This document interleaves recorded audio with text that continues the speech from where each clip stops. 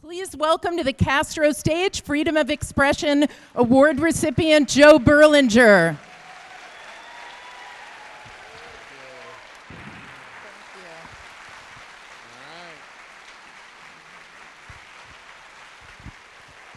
Thank you very much. Thank you, Jay. Thank you, Lexi. As a nice Jewish fellow from New York who loves the Bay Area almost as much as he loves New York, almost, this is really quite an honor. I really appreciate it. You know, film is a very collaborative medium. I'm kind of the front man, like in a good rock and roll band, I'm kind of the front man of a lot of people. So as anyone who's made a film knows, there's a lot of people behind the scenes, so I dedicate this really to all my collaborators. I also dedicate it to Bruce Sinofsky, who was my partner on a number of these films, who passed away 2.5 years ago. And you know, the idea of freedom of expression is so important today in this era of alternative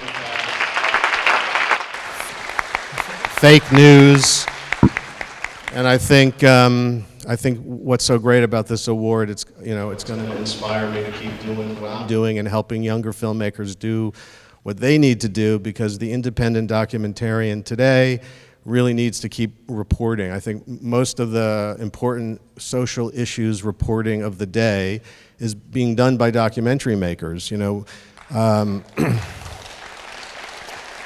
you have a handful of big corporations that own the media, let's face it, and while some stories get out, some stories are squashed for fear of offending advertisers or fear of other economic interests. You know, for example, my film Crude was originally turned down by every network when I was in pre-production and the film wasn't done because people felt it would offend the oil industry.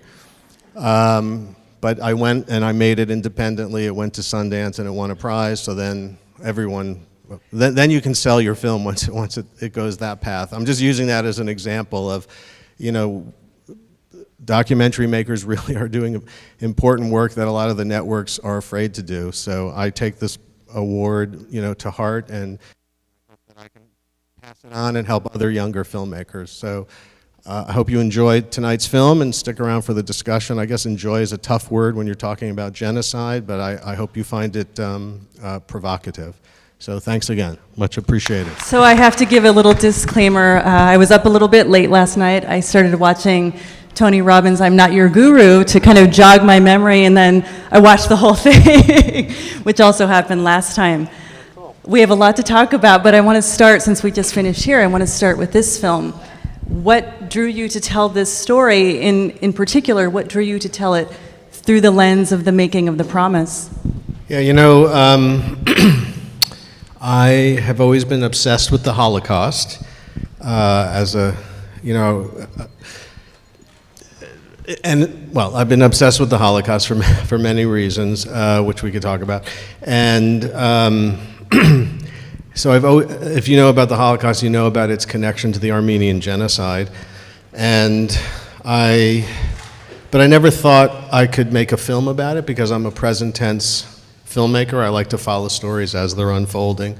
Other documentaries have been made about the Armenian genocide, and even though it's an issue that I've thought about a lot, the denial, and you know, I just never thought I had anything to add because of the style of filmmaking that I like to do, which is to follow a story in the present tense. Sorry, we just ran over from dinner where I overate, and so it was like, ooh, okay, the movie's ending, so I've got like creme brulee flowing through my system. So San Francisco, we all have creme brulee flowing through. So just give me 1 second to process the sugar. Okay, good. So, well, in all seriousness, so this is a subject that, you know, I've thought about a lot, but never thought I could make a film. But when I heard that The Promise was being made, I thought there was a real opportunity to do something in the style that I'm comfortable with, which is to follow a story that's unfolding. But it's not just, I also saw a historic opportunity because it's not just a gratuitous behind the scenes of a film. I knew when I heard The Promise was being made, the history in Hollywood of repressing this subject. So this, over the years, as you've learned in the film, anytime Hollywood has tried to make a film, with the exception of 1919, Ravished Armenia, but that to me is not Hollywood as we know it today. But anytime Hollywood has attempted to make a film, the Turkish government has encouraged our State Department to kind of twist the Hollywood studio's arm into dropping the project. So when I heard The Promise was being made by private individuals, but using, Hollywood players and Hollywood talent, I thought, okay, great. This is a way that I can make a film that I'm comfortable with, because I'm not a talking heads, archival footage, historical filmmaker. I'm more of a present tense filmmaker. So here was an opportunity to make a film in the present tense, but more importantly, to not just make a film about the genocide itself, which the film is partially about, but to me, the most important aspect of the film and what's new in terms of the dialogue is the mechanism of denial, the aftermath of denial, the price that denial costs us. And I thought that was perfectly expressed through the making of a film that over the years Hollywood has resisted making. I mean, the denial plays a big part, and I'm wondering if you felt any of the pressure that they felt while making the film or that previous filmmakers have made. I mean, have you heard anything from the Turkish ambassador, or, has that happened to you? Interestingly, I'm kind of disappointed I didn't get that, because it would be such a good story to tell, but I actually had the opposite experience on a certain level, which is I flew very much under the radar while we were documenting The Promise, because both the people on The Promise were concerned.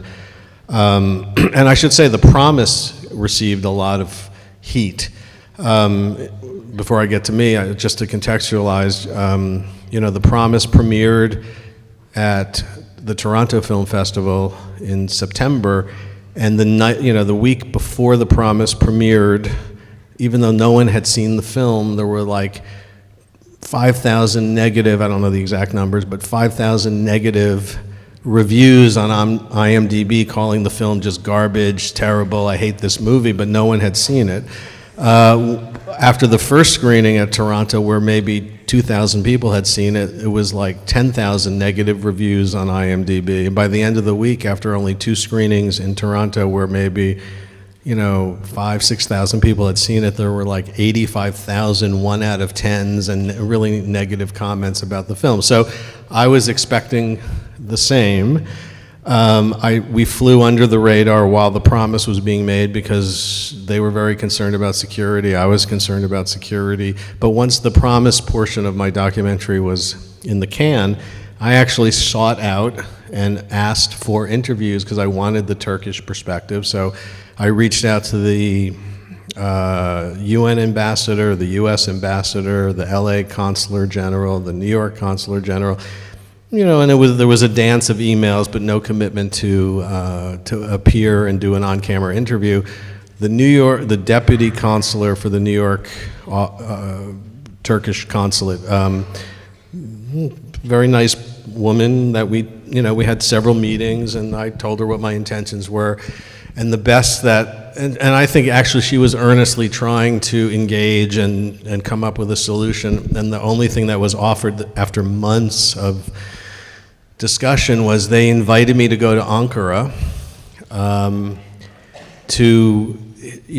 they wouldn't tell me who I would be meeting with. I would be meeting with officials in the foreign ministry, and they wouldn't allow me to bring any recording devices. And so I decided that, and this is right around the time Erdogan had jailed a lot of journalists and there were bombs in Ankara, and I just felt like that was not a trip worth taking if they weren't going to let me film. So I never got the Turkish official perspective, but they haven't come after, they have not come after this film. You do include the perspective of the denialists, right, or the voices of some of the denialists. In going after those voices, was that after everything was in the can as well? Did they understand the perspective of the film? And were they kind of happy to participate and tell you what they thought? I shot those interviews as part of all of my other interviews, and I think they didn't fully understand just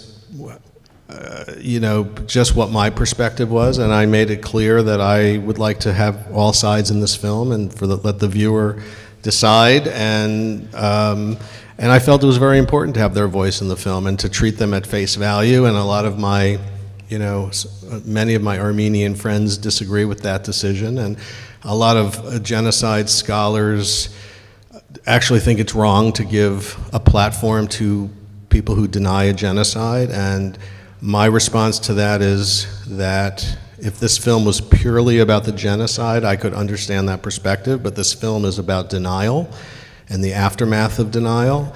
And if you want to understand denial, and if you want to understand just how tough it is to overcome denial in this instance, you have to understand what the denial arguments are. And so I felt it was very important to include those in the film and to treat them at face value. It's not like, gotcha interviews or attempts to, make them feel naked, or, I'm allowing them to have their point of view, but I think the point of view of the film is very clear that I don't agree with what they're saying.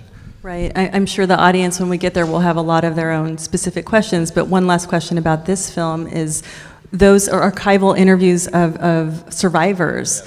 What's the history of those interviews? And obviously those had been documented in some way. Where did they come from? They actually appeared at the last minute. We were trying to get our hands on those, and a woman named Carla Garapadian was able to secure those for us. And those were interviews, and I now, because of that creme brulee, I can't remember the name of the filmmaker, this Armenian filmmaker, and I'm really embarrassed, who actually shot all those interviews for their foundation.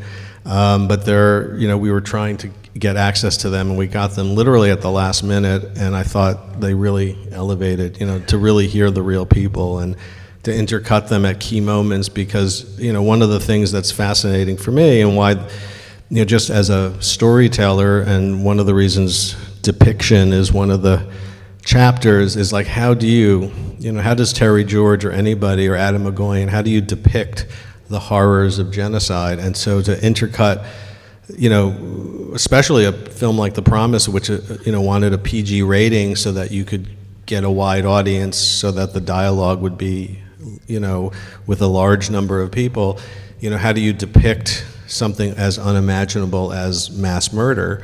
And he had to do it in such a way that you can still sit in the theater and eat your popcorn, but still experience, that's the nature of movie making. And so getting those actual survivor interviews and intercutting them with those key moments, like at the massacre at the river and the death march in the desert, I just thought was just a way of reminding the audience, hey, the reality was just beyond what you could even imagine. And, and even though movies are an important medium for educating people, the reality that those people lived through, which is kind of the meaning of the ending.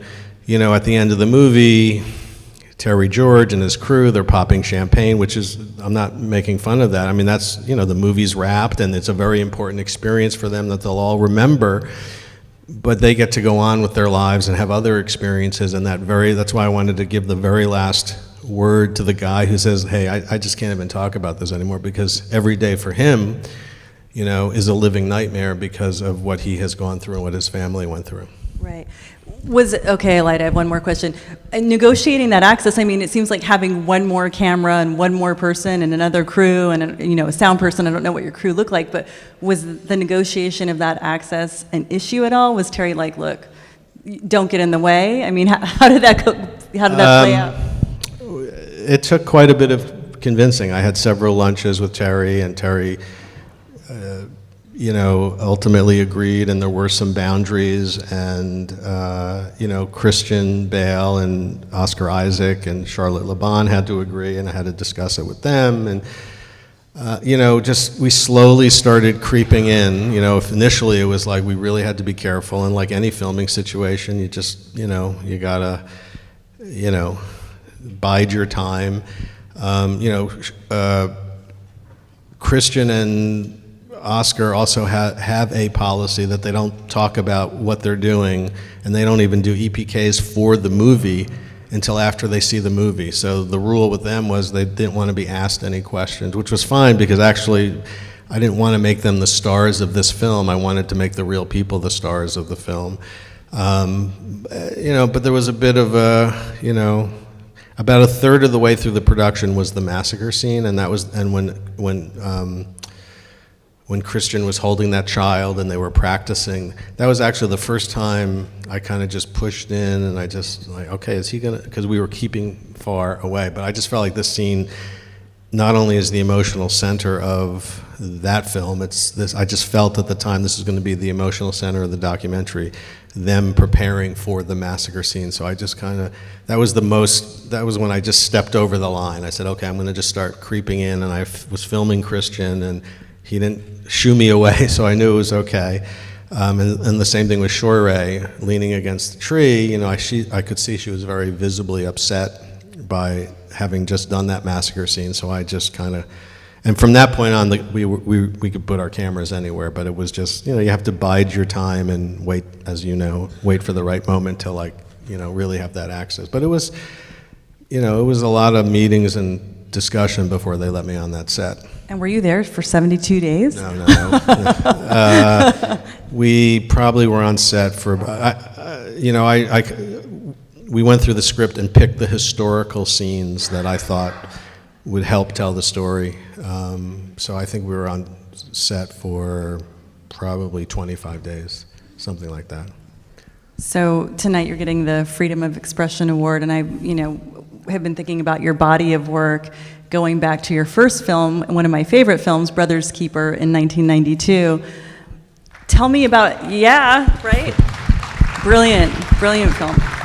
Watch it if you haven't seen it, it's on Netflix. She's my agent. Going back to that film, that was your first film. How did you get into this crazy business, and what drew you to that story in particular? And tell us set it up for us too. Well, that's what I was starting to say before about German and the Holocaust, when the sugar was like coursing through my veins. I mean, my way into documentary, it was very circuitous, and I find it ironic that I'm, one of the guys who have kept going for this many years, because I never set out to be a documentary maker. In college, I was a language major in high school I was obsessed with the Holocaust because we were German, but my great-grandfather came over, so we weren't touched and Jewish, but we weren't touched by the Holocaust, and we weren't very Jewish at home, and we weren't very German at home. But for some reason, as a teenager, I was just obsessed over the idea, well, I'm German, I'm Jewish, had I lived back then, I would have been killed, and so it led me to really want to explore the culture, and I learned the language, and then I ended up becoming quite good at German, so I became a German major in college, which everyone thought was useless. Why are you majoring in German? That's useless. But somehow I bluffed my way into a job in advertising there's a big New York-based ad agency called Ogilvy and Mather, and they were looking for some young person who spoke languages, particularly German, to go to their Frankfurt office for a particular project. So I just kind of bluffed my way and stumbled my way into the advertising business, whereas my goal in college was really just to figure out how somebody would pay me to live in Europe so I could speak languages. I'm in Germany, I'm on a commercial, on my first set of anything, and we're shooting, I'm like the junior guy, they're shooting a American Express commercial, and that's when the light bulb went off that I wanted to get into film, but it wasn't documentary per se. In fact, I had, the same time I was formulating this idea I wanted to be in film, Jim Jarmusch's Stranger Than Paradise was playing in Frankfurt, which is where I was based, and that movie just blew me away, and that's when I said, yes, this idea that I keep having that I want to be in film, I want to be in film. So I came back to New York with Ogilvy still, as now I'm an ad agency producer, and we hired the Maisel brothers, who did Gimme Shelter and Grey Garden, seminal documentarians, and I shouldn't say we, I didn't, I was part of the team that hired these guys to shoot a commercial. I hit it off with David Maisels, and they were looking for somebody to get them more commercials, because that's a good way for documentarians to make a living. So basically, I was hired to be their executive producer of commercials, and that was my way into the film business. But I wasn't looking to get into documentary. I was just looking to, I mean, that's the great irony of all of this, I think. So once at the Maisels, I kind of used it as my film school. That's where I met Bruce Sinofsky, who I made Brothers Keeper with, and he was editor. And we kept, you know, the Maisels were so busy doing commercials and other projects, they actually hadn't done a pure cinema verite film in a while, and Bruce and I were lamenting that and thinking, we want to make a film. And we spent a year waiting for the right story. And this is at a time when documentaries in the movie theaters were still very much the exception to the rule. I mean, it's, you know, it was before that explosion in the 90s of documentaries. But we knew we wanted to make a documentary for the cinema, which, you know, today sounds very commonplace. Back then, it wasn't that popular. And so we were looking for a story, and we spent a year looking at stories. And well, let me ask you a question. When you say for the cinema, like, you know, what did that mean to you? That means you know, back then that was before tape to film transfer, and you know, you had to originate on celluloid in order to project it on celluloid. So it was also expensive back then. So you know, 10 minutes of footage back, you know, when you're shooting 16 millimeter. Now you shoot footage 10 minutes on a card, doesn't cost anything. Back then, to shoot 10 minutes of footage cost you $400 by the time you processed it. So, you know, making a film on film was an expensive proposition. But I felt documentary should be a communal, and like many, it should be a communal experience. I wanted to make a movie, a nonfiction movie for the cinema, meaning for theaters. Again, a lot of this sounds like, well, duh, people do that all the time. But back then it was still not that popular.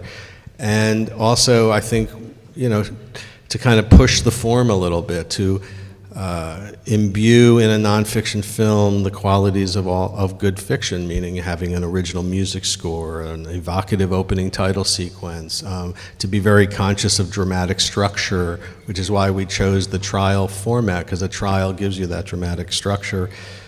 Again, now it sounds like, okay, well, that's what everyone's been doing, but back then, that's what we wanted to do, and it wasn't that popular, I think. So we were looking for a story that kind of fulfilled those qualities, and we had rejected a bunch of ideas, and then one day Bruce and I each came running into the office at Maisels clutching the same New York Times article about Delbert Ward having just been arrested. And we like bumped into each other in the hallway and said, this is it. And so that's how we chose that story. So Delbert is an elderly rural farmer who lives with his brothers, and he's accused of murdering his brother, whom he shared the same bed with probably his entire life. Right. And so you follow, you come in at the point, right, where the trial is going to begin, and it's become kind of a new big news story. But these are, you know, they're farm boys, and they're not used to the attention, and they're not used to a microscope on their lives, and they're just kind of these amazing characters, if you will. Did you have any sense of how explosive this film would become? Because it would not necessarily be intuitive that this would become kind of the godfather of true crime documentary. I knew we were having a really special experience. I can't say we knew the film was going to like have any impact or that even it would get finished, but while we were making the film, we just felt we were having a very special experience. You know, we just felt like we were capturing something that was, you know, unique, that we had a way of telling the story that we thought would reach people. But, you know, obviously we didn't think, oh my God, we're going to make a film that, you know, that is going to have impact, but we did feel like we were having an incredible experience. And for me, it was a very life-changing experience because it's, you know, I would say it's the experience that taught me to trust in people, to trust in the filming situation, that, you know, you jump out a window and you hope there's a mattress on the other side to catch you when you're filming a story in the present tense that you don't know where it's going to go. And it really taught me not to be judgmental about people, because if you've seen the film, you know, these are guys who didn't change their clothes, maybe, you know, they probably change their clothes once a year. They, You know, if you had gotten lost on that dirt road, if you'd gone off the highway and ended up down that dead-end dirt road and these guys came out to see you, you would be scared to death and think, you know, deliverance north and put it into reverse and get the hell out of here. That is the stereotype that you would have, and yet instead of leaving, we stayed, and these were some of the warmest, nicest, most human people I've ever met, and it really, that film was a gift to me to really try not to be judgmental about situations or people, and it, you know, I think it's allowed me to get into other situations by not having judgment. So much of your work is about justice, and sometimes that's the justice system, and sometimes it's the lack of justice. Was that the film that set off that interest in exploring those themes?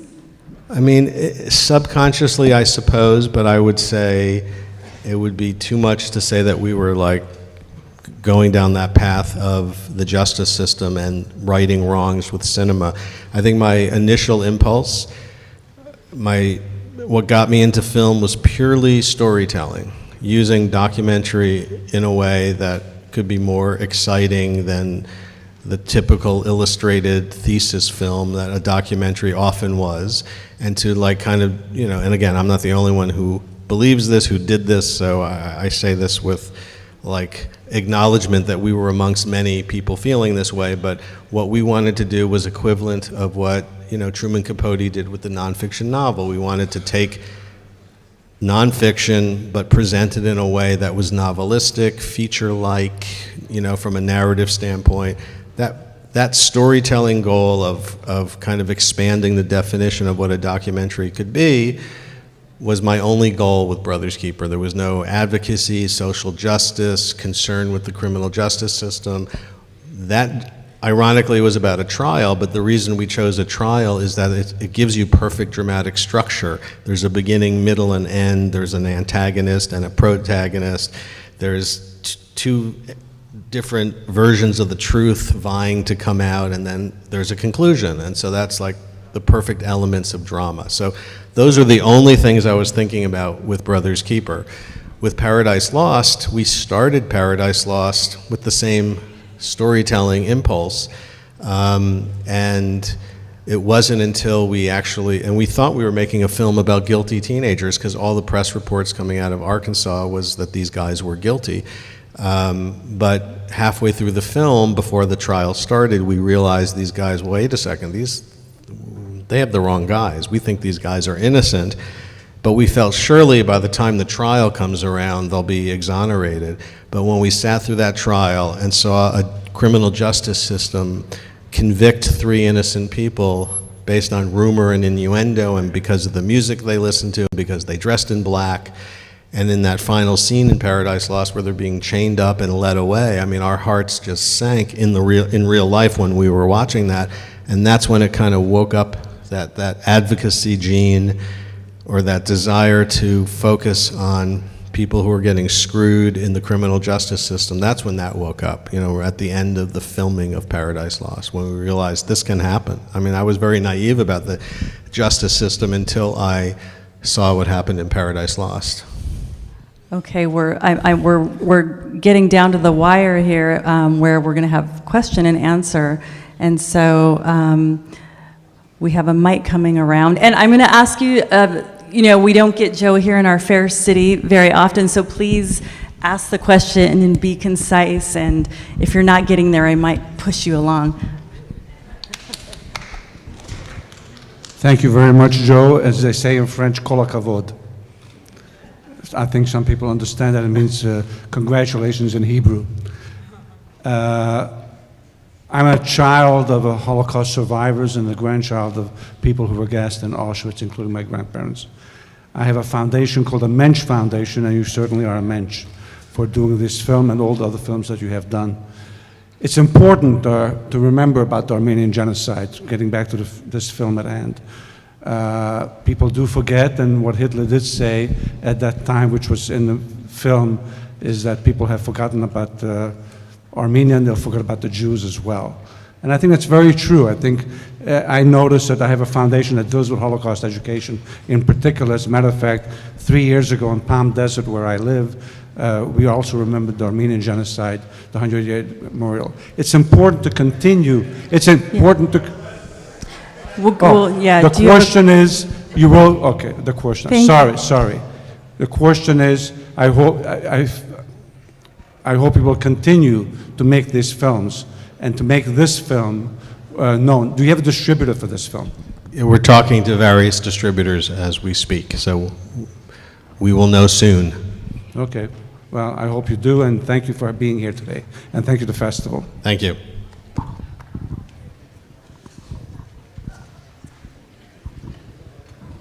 As we say in Armenian, Shunor Galachun, thank you.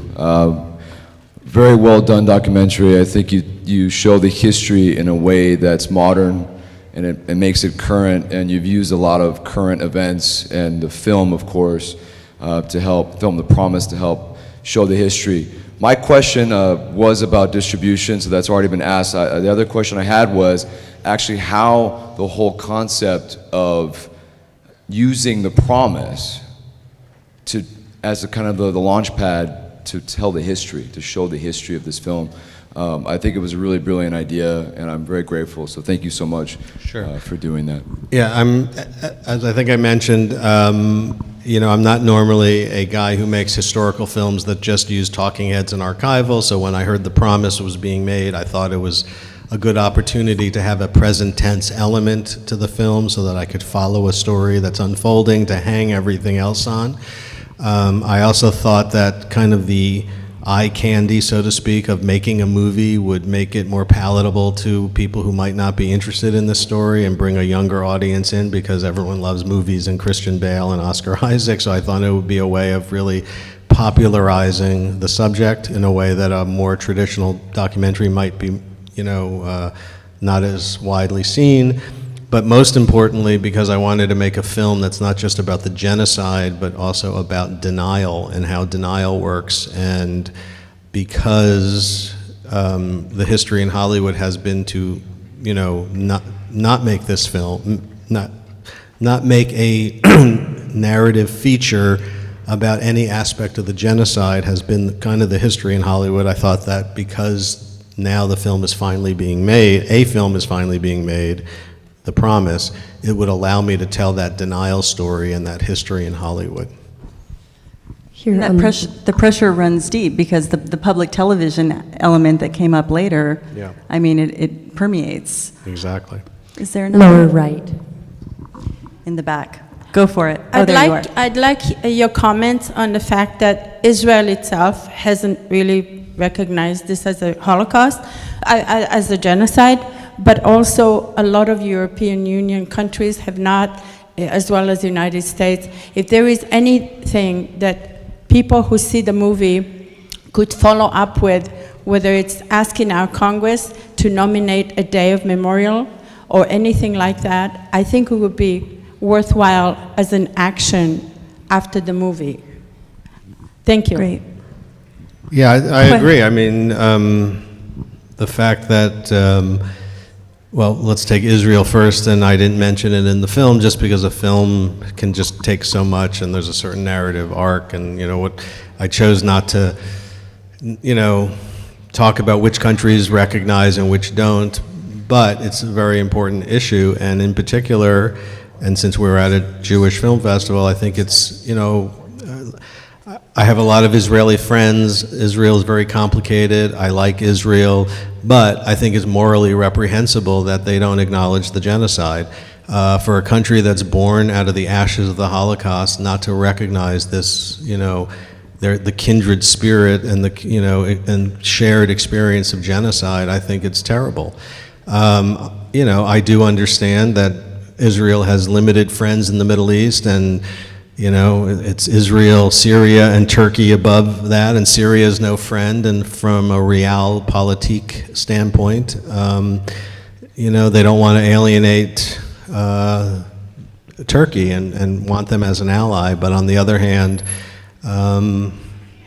Israel came into being because of genocide, and I think they have a moral responsibility to recognize it. And the same thing with the United States. I think it's morally reprehensible that we don't officially call it a genocide. Every U.S. president that has, has courted the Armenian vote and said, I'm going to be the president that acknowledges it, and then they don't. And, I understand the need for Air Force bases and all the reasons that we dance around the word and call it atrocity and things like that, but not use the word genocide. But we also give many billions of dollars to Turkey in aid, and I don't see why we just can't. If you want the aid, then let us acknowledge that it was a genocide. But anyway, over there on the lower left. In the latter part of the film, one of the people said that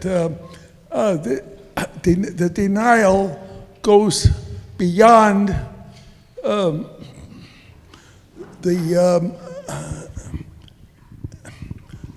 lost the word for it, but it goes beyond humanity. I disagree vehemently, because denial of this sort goes way, way beneath humanity. okay. I'm not sure what your question is, but okay. Thank you for a wonderful film. I had a question in terms of when you interviewed people, and maybe you did and didn't use it in the film, or maybe you didn't, but what do you think that maybe having one or two German scholars or foreign minister people, since they are a longtime friend of Turkey, in terms of how they might advise a country how to maturely take responsibility, do you think that might have been, or is that something you thought about including in one of the perspectives? We did think about it, but it's a very complicated film and a complicated weave, and at a certain point it's like information overload, so I just chose to focus on the voices we had in there, which were mainly scholars and people involved in the struggle for recognition. But let's talk for 1 minute about the style of the film, because it does diverge from a lot of your work. Yeah. And you are generally there with things unfolding. Is this something you think you'll do again? Tell us what you're working on right now. For the right subject, I would do it again. I do enjoy following real stories as they're unfolding, the adventure of it. That's more suited to me. I have done, so I might do another, not sure. Of late, I've been actually doing a lot of television. Crime, nonfiction TV is going through a huge popularity, renaissance, whatever.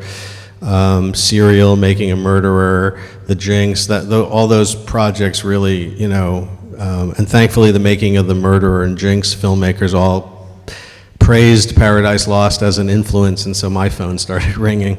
And so for the last 2 years, I've been doing just a tremendous amount of television. For Discovery, I did a series called Killing Richard Glossop about a guy on Oklahoma's death row who I believe is completely innocent, and actually the state has tried to kill him 3 times, and fate has intervened, and right now there's a temporary moratorium on executions in Oklahoma while they work out their capital punishment system. The reason his execution was halted is they realized they had the wrong execution drugs, and there was a whole scandal about that. Anyway, so I did that for Investigation Discovery. I have a series now airing on Spike, which sounds like odd that it's Spike, but Spike is trying to do more serious documentary. And that's a series called Gone, which is an 8-part series that started airing on Saturday and goes for the next 8 weeks, which is about some murders of women, disappearances of women in Ohio, and is very much connected with the opiate crisis and drug trafficking and human trafficking. You see, I do all the cheery, happy stuff. You should see what it's like at dinner. No,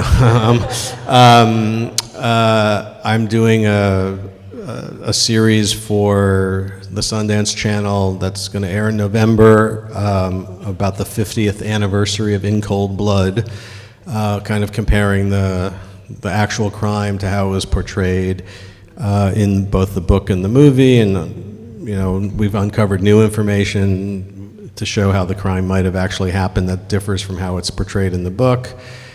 I'm doing another series for Starz called The Wrong Man. Actually, this hasn't been announced yet, so I probably shouldn't say, but it has to do with wrongful convictions. And it looks like I may be doing a movie, or I'm supposed to be, but we'll see what happens, because these things often crumble at the last minute. But in theory, I'm doing a narrative film about Ted Bundy with Zac Efron starring as Ted Bundy, seen through the girlfriend's perspective. So anyway, that's coming up.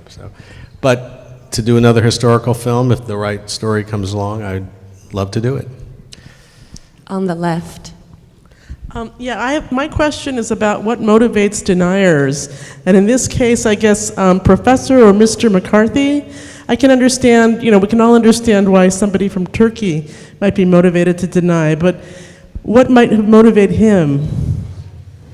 Well, I think some people will tell you that perhaps research is funded by sources that have an interest in telling that story. I choose to allow people to have their point of view and let them express it. I mean, if he's looking at the historical data and comes to these conclusions, he's, in my opinion, I don't want to criticize somebody who has that opinion, but I believe he's looked at the data and looks at it in a certain way, which stands in stark contrast to, the International Society of Genocide Scholars, and every, genocide scholar who has looked at this,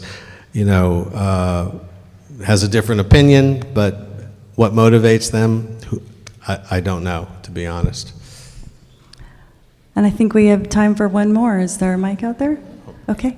Hello. Just for a change of tone, I was never the least bit interested in Tony Robbins until I heard that you have made an unironic documentary about him. Is this true? Tell us why we need to be interested in Tony Robbins. What the? So can I tell you? So I watched this last night. It was the second time, and the same thing happened last time. I have so many questions about that film because it is unironic, and I was like crying, and at first I'm so skeptical, and I don't believe this guy, and then I'm crying, and then I don't know what happened. I mean, what was your experience of making that film, and where? Well, first of all, this idea that I make ironic films, or even critical films. I think I make films, that allow you to have your point of view. Some people look at the Metallica film as, oh, those guys are a bunch of whiny, spoiled brats, and other people look at the Metallica film, which is how I look at it, as, very human, accessible people going through a creative crisis. 20% of the people who walked out of Paradise Lost thought they were watching a film about guilty teenagers because they saw negative information about Damien, and my belief is you have to show both sides of a situation and allow you to have your point of view. My point of view on Paradise Lost is that the guys are guilty, but enough people walked away from that film thinking they saw a film about about guilty teenagers. With regard to Tony Robbins, I've had people walk away from that film thinking, oh my God, this is a bunch of horse shit, and I'll never participate in something like this. But most people view the film the way I view it, which is he has a lot to offer, and it's an incredible, life-changing experience if you're open to it. And for me, that was the reason I made the film. When I was hitting 50, I had some issues, and I was dealing with stuff in my life. I went to one of these seminars, and it was life-changing for me. Some people may find that ridiculous. Some people may find that inspiring. But the film has no point of view smashed over your head. I drop you into that world, and you can experience it any way you like. Thankfully, most people experience it in a very positive way, and it's actually because Netflix did such an amazing job marketing that film. It's been seen, all over the world, and it's my most popular film. And I get comments all the time from people saying, you know, thank God I saw that film. I've watched it 4 times, and it's really helped me with my divorce or the death of my spouse. And to me, that's the greatest compliment you can get. For me, I was trying to bring people the experience that I had, and some people are cynical and closed to that experience, and that's their right. And some people are cynical going into the film and come out the other end like, oh, there's something here for me. Same thing with the Metallica film. You know, most people who saw the Metallica film weren't Metallica fans and went into that film thinking, what do a bunch of beer-swilling lugheads have to offer? And by the end of the film, they realized they aren't beer-swilling lugheads. They're really intelligent people going through a creative crisis that is a very universal thing that I can get something out of. So my filmmaking approach and style is to just present it as I'm experiencing it, and without telling you how to think, and allowing you to have whatever film experience you want. And hopefully more people will come to the point of view that I intended than not, but I don't want to smash a point of view over your head. Well, it's a great antidote to the film we saw tonight in terms of an emotional experience. Thank you so much for being here. Thank you for your work. Great job. And we'll wait for the next one. Thanks, everybody.